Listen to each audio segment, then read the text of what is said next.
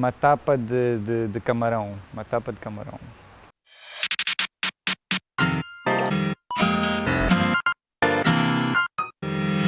Livro, diria eu que todos os livros sobre liderança.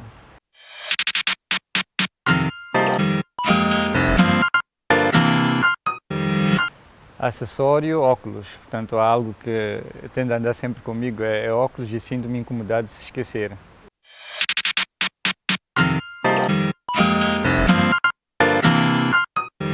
Camisas fora da calça e às vezes se for mais formal para um evento, um blazer por cima. Mas detesto pôr camisas dentro de calça.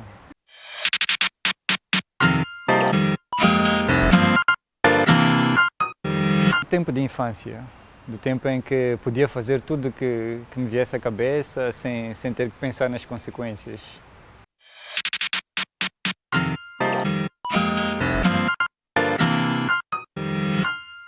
Justo. Olá, sejam muito bem-vindos à edição do seu programa Verso de. Vocês já sabem que sábado sim, nós já entramos em sua casa para lhe dar a conhecer o outro lado das nossas personalidades moçambicanas. E para esta semana, para este sábado, nós contamos com a presença de um convidado super especial, pois ele que dispensa qualquer tipo de apresentação, ele afirma que ele é amante do desporto no geral. E atualmente ele é o presidente da Associação de Futebol de Vilanculos Clube. Ele é empreendedor, é um homem de muito sucesso, na verdade, que dispensa qualquer tipo de apresentação, é empreendedor e proprietário do Vilanculos Futebol Clube. Seja muito bem-vindo ao nosso programa, Yassine Amji. Boa tarde, como está? Boa tarde, Ali, muito obrigado. É um prazer estar aqui. O prazer é todo nosso. Para mais um programa, para falarmos sobre os vários acontecimentos e tentarmos inspirar também mais jovens, né? Pois, com certeza. Na verdade, esta questão de aparecer às telas já não é novidade para si, afinal já há 20 anos que está aqui a aparecer nas câmaras.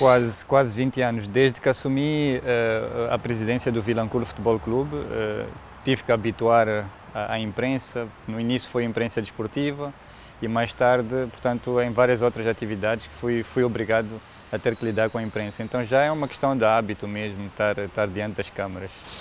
Yassine vem de uma família de 5 irmãos, dos quais é o mais velho. Sou uma mais família velho. Composta de raparigas. Como é que foi para si pertencer a um grupo de 4 meninas e ser o mais velho do grupo e, por sinal, o único homem? Bem, eu penso que foi bom, foi uma experiência boa. Não é? Eu lembro de alguns momentos em que eu brincava com as bonecas das minhas irmãs, mas era um pouco mais agressivo nessas brincadeiras. Chegava ao ponto de até cortar os dedinhos das bonecas e a minha mãe ficava toda revoltada e a pensar se eu iria me tornar num doente mental, um serial killer. Mas penso que foram momentos interessantes e digamos que crescer no meio de meninas e também da minha mãe, foi bom porque tornei-me numa pessoa muito organizada. Portanto, hoje eu consigo fazer a minha mala, arrumar as minhas roupas, consigo cozinhar algumas coisas básicas, pelo menos não passo mal na falta de mulheres à volta, né? Consigo me virar. Interessante. Será que sai aí um ovo estrelado feito pelo Yassine? Será que consegue fazer um ovo estrelado no ponto? Ovo estrelado, omeletes, fritar palones, batatas fritas, coisas assim básicas ainda dá para fazer. Pronto, é daqueles que não passa fome caso a esposa tenha que viajar. Com certeza, com certeza. Pronto, fantástico. E assim nós gostávamos que contasse um bocadinho mais sobre como é que foi a infância deste grande jovem de sucesso na atualidade. Nós, lá mais para frente, vamos falar sobre as diversas atividades que desempenha. Nós sabemos que é um homem muito ocupado, super atarefado, super difícil conseguir aqui ter este tempo, este espaço para poder entrevistar o Yassine. Nós gostávamos que contasse um bocadinho como é que foi a sua infância. Foi uma criança normal, uma criança comum, vem de uma família nobre ou nem por isso? Bem, eu diria que fui uma criança normal, se calhar um pouco mais agitada do que as outras crianças. Eu era muito reguila. Sério? Muito não acelerado. Era muito reguila, muito acelerado. Diria que venho sim de uma família nobre. mas na altura não era uma família de posses, portanto era uma família nobre porque tinha valores estes que foram, portanto, transmitidos pelos meus avós e meus bisavós. Portanto, o meu bisavô veio da Índia, chegou a Vilanculo, o navio estava a caminho da Inglaterra, as colónias britânicas que saíam da Índia para a Inglaterra. Ele decidiu ficar em Vilanculo e foi assim que começou a nossa geração em Vilanculo. Estamos a falar por aí dos anos 1920, por aí. O meu avô nasceu em Vilanculo, o meu pai e os irmãos dele também nasceram em Vilanculo. E nós temos um valor na família, que é a honestidade, a humildade, a justiça, a igualdade e o respeito pelas pessoas. E acredito que as nossas condições começaram a melhorar nos últimos, digamos, nos últimos 20, 25 anos. Mas ainda lembro-me durante a infância que a minha mãe tinha que dividir, por exemplo, o refresco por todos os copos dos filhos, né? Portanto, eu e as minhas irmãs, e nós portanto, experimentávamos um pouco do refresco, era mais para ter o sabor e termos aquele sabor do refresco na boca e sentirmos que bebemos um refresco. Mas as coisas melhoraram, penso que os meus pais deram muito duro na vida, trabalharam, criaram condições para estarmos onde estamos hoje e é nosso dever também trabalharmos e criarmos condições para que as próximas gerações também sejam melhores do que nós, não só dentro da nossa família, mas sim no geral, pensar que podemos contribuir um pouco mais também para a sociedade no geral. Afirmou aqui que foi uma criança muito traquina. Será que levou muito com chinelo? Apanhou muito com chinelo? Muito, levei muito com o meu pai nem tanto. O meu pai acho que deve ter-me dado aí porrada uma ou duas vezes, mas foram daquelas que ficam marcadas para o resto da vida. Claro. Mas com a minha mãe, penso que já perdi vezes que levei e até acredito que fez-me bem, tornou-me numa pessoa mais séria, numa pessoa que sabe o que deve ser feito, o que não deve ser feito e até acho que hoje em dia nós mimamos muito as crianças, que às vezes é preciso dar umas chineladas para impor um pouco de ordem, sem exagero, mas é preciso, faz bem, o chinelo faz bem, apesar de que o Ocidente, os direitos das crianças vão contra, mas eu penso que de vez em quando um puxão de orelhas e umas palmadinhas acabam sempre fazendo bem para que a criança possa perceber o certo e o errado.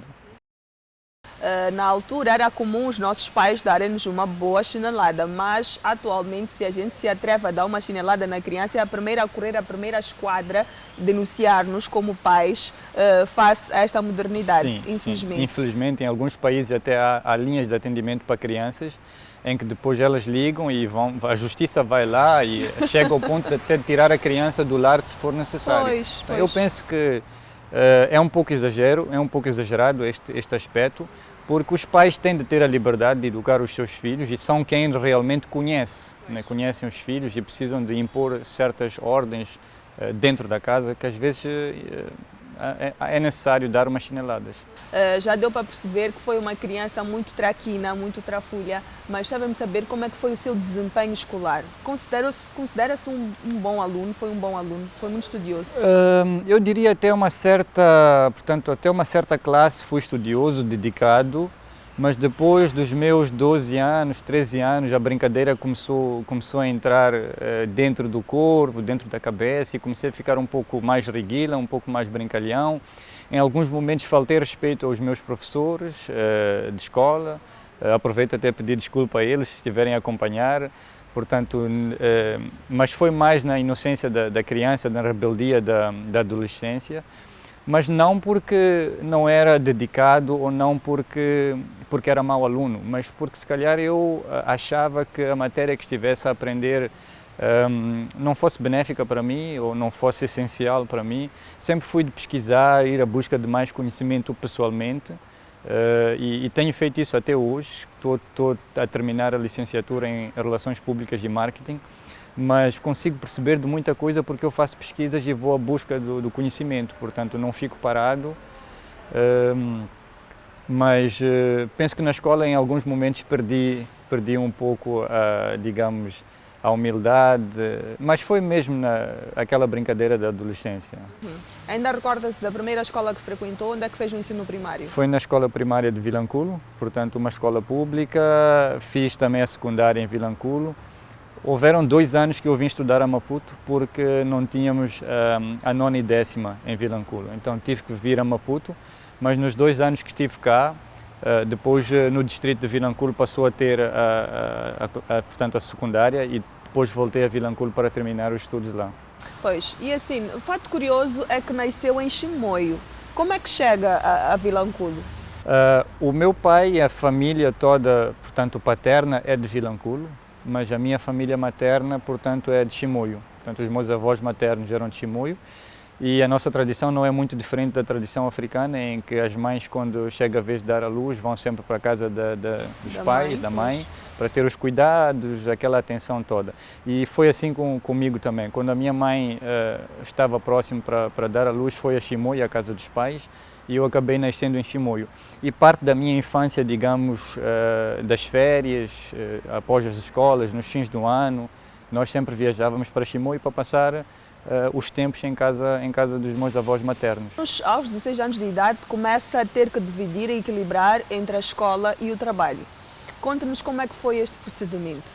Bem, isto aconteceu porque o meu pai decidiu abraçar uma carreira política. Eu tinha 16 anos de idade e ele, quando decidiu abraçar a carreira política, foi no início da municipalização em Moçambique, penso eu que 96, 97.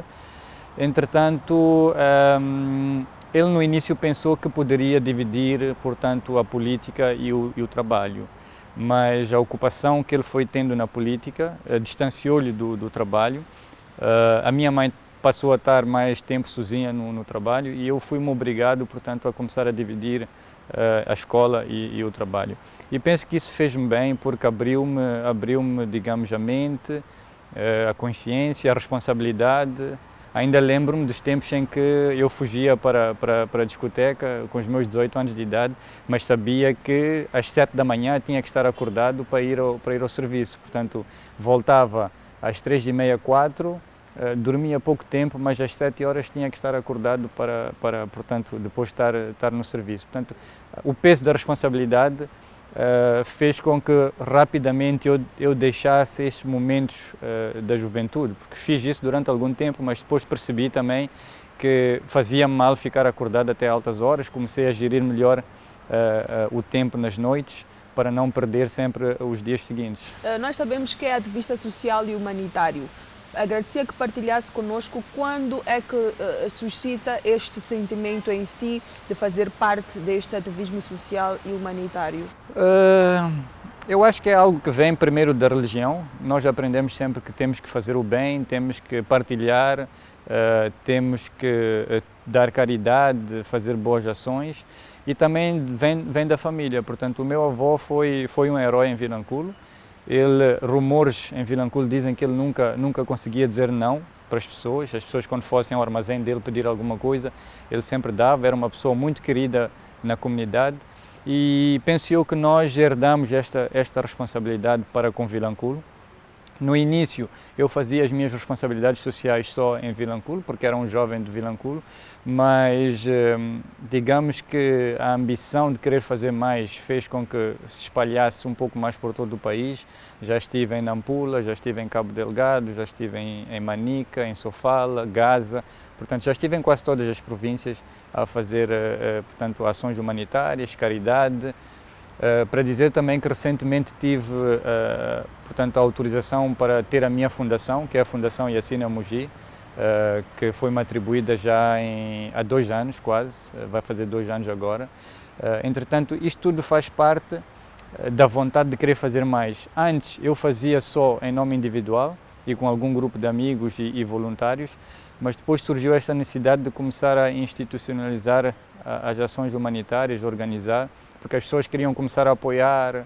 Se eu fizesse um furo de água ou um poço e publicasse, outras pessoas queriam também apoiar e como de forma individual tornava muito difícil receber esses apoios. Então foi aí que tive esta ambição de querer criar uma fundação, institucionalizar esta organização não governamental. Portanto, estou neste momento na fase organizacional de estrutura.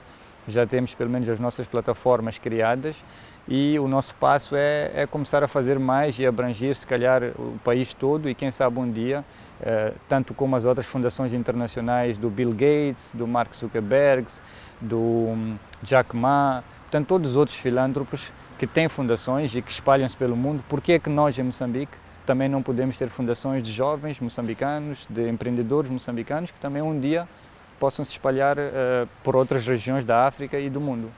E assim, de certeza que em todas as entrevistas que dá, foca mais para o lado profissional. Nós hoje queremos o lado mais descontraído do Yacine e desta feita nós gostávamos de saber como é que foi a sua fase da adolescência. Ainda recorda-se da primeira mulher que fez brilhar os olhos do Yacine, a primeira rapariga, que idade é que tinha, como é que foi, quem tomou a iniciativa? Vamos descontrair um bocadinho, visto que Yacine está habituado mesmo a lidar com entrevistas muito mais sérias. Bem, há aqui dois momentos, né? A primeira que fez brilhar os meus olhos foi mesmo na adolescência. Eu devia ter por aí 11 ou 12 anos, mas era uma senhora muito mais velha.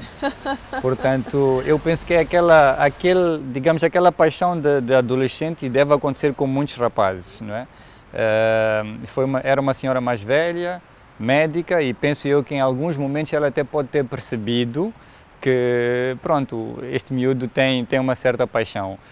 Mais tarde foi quando eu tive os meus 16, 17 anos de idade, na escola, portanto, aquelas amizades de escola que geravam sempre paixão, atração, mas nada de sério, né? Nada de sério, e o que tornou-se mesmo sério foi quando eu tive 21 anos de idade, quando decidi-me, portanto, casar.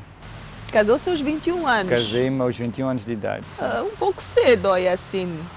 Penso que sim, mas também tem os seus benefícios casar cedo, tem os seus benefícios, e se calhar porque eu comecei a tornar-me responsável muito cedo, senti-me nesta necessidade de casar cedo. Não foi algo imposto, eu lembro-me muito bem que os meus pais, quando eu tinha os meus 18, 19 anos, sempre diziam, tens que casar, mas depois pararam de falar, e quando eu tive os 21 anos tomei a decisão e casei-me.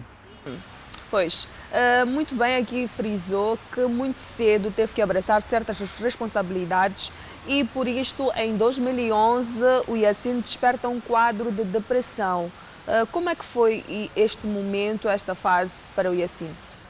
Foi uma fase muito má, digamos que em alguns momentos de incertezas. Eu lembro perfeitamente, foi em 2011, mais para o final de 2011, eu tive um colapso, estava, portanto, com muita tensão, muita pressão de trabalho, do desporto, portanto, era o presidente do Vilanculo Futebol Clube na altura, jogávamos o Moçambola, e tinha muitas outras tarefas e comecei a sentir uma certa sobrecarga no corpo, algumas pontadas no coração, dores de cabeça, falta de sono, mas nunca levei isto a sério como algo que tivesse a ver com saúde. Portanto, foi num sábado que, por volta das 17, 18 horas, de repente comecei a ter um formigueiro pelo braço, que rapidamente, em menos de 4, 5 minutos, estendeu-se por toda a parte superior do corpo e veio até a cabeça, e eu, portanto, tive um colapso, perdi os sentidos, tive um colapso. Nessa altura, pensamos que fosse algo relacionado com portanto, problemas cardíacos, coração, porque na família temos pessoas ligadas, portanto, com hipertensão. Tem um historial. Está no historial. E fui fazer portanto, uma consulta, um check-up ao coração. O médico disse que estava tudo muito bem, perfeito, e não havia problema nenhum com o meu coração. E recomendou mesmo que consultasse um médico, um psicólogo. Portanto, fui ter com um psicólogo. O primeiro foi um cubano, no Hospital Central aqui de Maputo. Ele deu-me um tratamento para 30 dias, mas não me deu muitas explicações. E eu sou uma pessoa que gosto de ter explicações para me mentalizar, para me preparar. Ele não me deu muitas explicações, não explicou como é que a depressão funciona, a questão da negatividade na nossa mente, e deu-me comprimidos. Ele disse, olha, vais fazer os tratamentos por 30 dias, depois vamos ver como é que te sentes. Eu fiz o tratamento por 30 dias. Quando terminei o tratamento, 2 ou 3 dias depois, entrei num colapso maior do que eu estava. Portanto, já não queria sair de casa, já não queria sair do quarto, acordava tarde, ficava só na cama. E isto foi durante mais um mês, assim, um mês e meio. e depois recomendaram-me um outro médico. Fui ter com um outro médico e este médico é que explicou-me. Portanto, ele deu-me mais informações sobre como é que funciona a depressão. Ele deu-me comprimidos para 6 meses e ele disse, olha, tu tens a opção de tomar esses comprimidos 1 mês, 6 meses, 2 anos ou para toda a vida. Portanto, está tudo na tua mente, tu é que vais ter que preparar como é que levas a vida daqui para frente, vais ter que aprender a deixar de lado as coisas negativas, olhar para as coisas positivas e passar a ser uma pessoa com mais positivismo.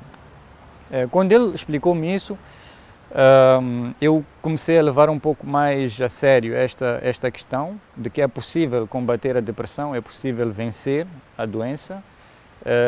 Fiz mais pesquisas nas redes sociais, conversei com mais pessoas. Tinha na família, portanto, um tio que também havia passado por isso, explicou-me como é que podia fazer. Ele até disse que, olha, quando tu estiveres a ter os teus pensamentos negativos, trocas logo por um positivo. Se estiveres a pensar que não vais conseguir fazer uma certa ação, tu logo trocas e dizes dentro de ti, não, eu vou conseguir, eu sou forte e eu vou vencer. E apareciam esses pensamentos negativos, às vezes quando eu estava no chuveiro a tomar banho, às vezes quando estava sozinho, e fui fazendo esse exercício. Agora, o mais engraçado foi com os comprimidos, porque eu comecei a tomar os comprimidos e depois de 2 ou 3 meses comecei a reduzir sozinho os comprimidos, portanto sem consultar um médico, porque ele já tinha-me dito que era uma questão, portanto, pessoal que tinha que combater. Comecei a fazer a redução pessoalmente e acompanhando a evolução do meu, portanto, do meu sentimento, não é? Fui reduzindo para metade, depois fui reduzindo para metade da metade, depois fui alternando os dias, portanto um dia sim, um dia não, depois a cada 3 dias. E foi assim até 2013. Depois em 2014 tive a necessidade de voltar a tomar um pouco mais de comprimidos para controlar, sentia-me um pouco mais pressionado com algumas coisas, mas desde 2016 que eu não tomo comprimidos para depressão. Portanto, aquilo que eu tomava parei de tomar, passei a gerir mais as minhas emoções. Hoje é normal alguém estar ao lado de mim, insultar, falar mal e eu não levar isto a sério porque não me afeta e tento controlar as emoções. Olho muito para o lado positivo das coisas e tenho tentado apoiar a juventude e as pessoas que têm pensamentos negativos a ultrapassarem, porque um pensamento negativo vai sempre conduzir a um outro pensamento negativo, e se a pessoa tiver o hábito de ir pelo lado negativo, tem menos chances de conseguir sucesso.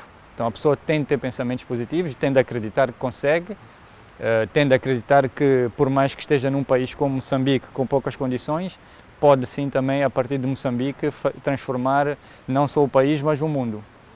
Então foi mais ou menos assim.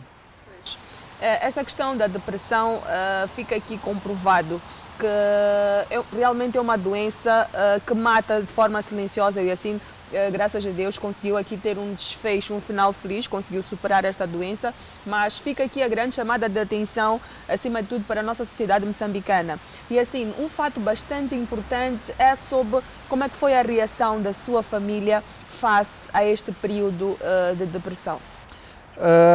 Na verdade, eu penso que não deve ser só na minha família, mas em todas as famílias. E a Lili bem disse que é uma doença que afeta muita gente e o apoio das pessoas mais próximas é sempre importante. Portanto, eu diria que do lado do meu pai eu não tive muito apoio ligado à depressão, porque ele não levou a sério e em algum momento até pensou que eu estivesse... que fossem coisas da minha cabeça. Fosse uma frescura, fosse uma, muita gente acha sobre a depressão. Fosse uma frescura, um capricho meu, alguma coisa assim. A minha mãe, que já tinha mais informações sobre a doença, levou um pouco mais a sério, e eu penso que a ajuda dela e a ajuda do meu tio também, que teve depressão, foi extremamente importante. E eu penso que as famílias devem ser as primeiras a apoiar em caso de depressão, mas acima de tudo é extremamente importante nós aceitarmos o facto. E o próprio paciente, a própria pessoa que está com a doença, com a depressão, não pode olhar isto como algo negativo. Aceitar que está doente e que precisa de apoio é o primeiro passo que nós devemos ter para depois podermos mudar. Se eu não aceitasse que, digamos, que estava doente, que precisasse de apoio e que procurasse esse apoio e depois treinasse a minha mente para vencer, se calhar eu não estaria aqui hoje. se calhar teria cometido um suicídio, se calhar estaria a viver sem motivação nenhuma, portanto na sombra de alguém, dependente de alguém, mas não, tomei a dianteira, reconheci que preciso de apoio, fui à busca desse apoio. E o grande problema é esse, muitas das vezes as famílias não reconhecem quando alguém precisa de apoio psicólogo, pensa que o fato de ter depressão é estar maluco, maluca, doente mental, mas não, é uma questão de precisar de apoio psicólogo para melhorar o psíquico da pessoa. E a própria pessoa que está, neste caso com a depressão, também deve aceitar, quando nota que as atitudes, que o comportamento está a ser diferente do habitual, tem de estar aberto a consultar um psicólogo para rapidamente poder-se melhorar o cenário e não entrar em situações piores. Então eu penso que o apoio da família é extremamente importante, o apoio das pessoas que estão à volta é extremamente importante e nós devemos perceber isso e devemos notar isso. Se sentirmos que alguém dentro da nossa família está a mudar de comportamento, temos que logo fazer um acompanhamento, porque as pessoas não mudam sem mais nem menos, as pessoas mudam porque alguma coisa está a dificultar. E temos vários casos de pessoas que cometeram suicídios porque as famílias não perceberam esta mudança, levaram esta mudança como algo relacionado ao trabalho, algo relacionado ao stress social, cansaço dentro da família, mas é importante passarmos a levar um pouco mais a sério. Agora que estamos em momentos da pandemia também, é extremamente importante estarmos atentos, porque há muita gente que está a perder emprego, há muita gente que está a perder negócios, está a perder, portanto, as suas empresas que vão à falência devido à pandemia, e estas pessoas, outras que estavam habituadas a viajar, a deslocar-se, mas agora ter que ficar confinado, isto também cria um certo cansaço dentro da mente das pessoas. E mais de um ano, menos de um ano, isto vai começar a refletir no dia a dia. E nós temos que estar preparados como sociedade, temos que estar preparados para isso, para apoiarmos as pessoas que estiverem nesta situação. Vamos conferir o nosso primeiro e último intervalo, na verdade, é tempo de nós tomarmos um café e assim vamos fazer aqui o nosso brinde, vamos fazer aqui um tchim-tchim. Para o nosso café. Para o nosso café. Aí em casa esteja servido. Vamos ao nosso curtíssimo intervalo, voltamos já já.